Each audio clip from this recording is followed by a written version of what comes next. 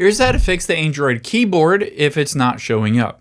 Now, if you go to start typing, but the keyboard is not showing up, either the Samsung keyboard or the Google Gboard, I'm going to show you how to fix that.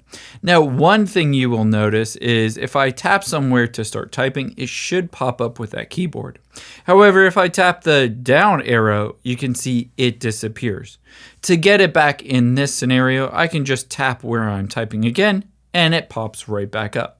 But if that doesn't fix it, it's super easy to get it fixed. Let's just swipe up from here and then tap on the Settings app on your Android phone. Oh, let me go back to the beginning so I can walk you through this.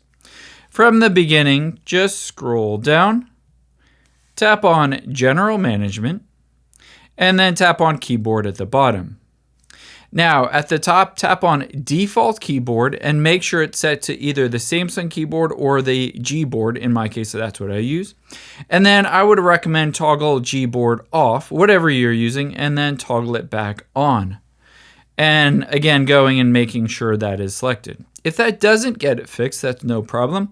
We can just tap on the back arrow, back again.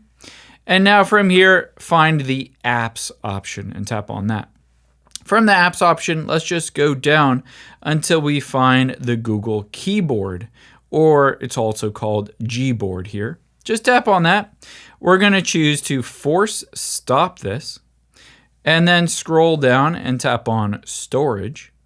And from here, tap on Clear Cache, and then clear the data.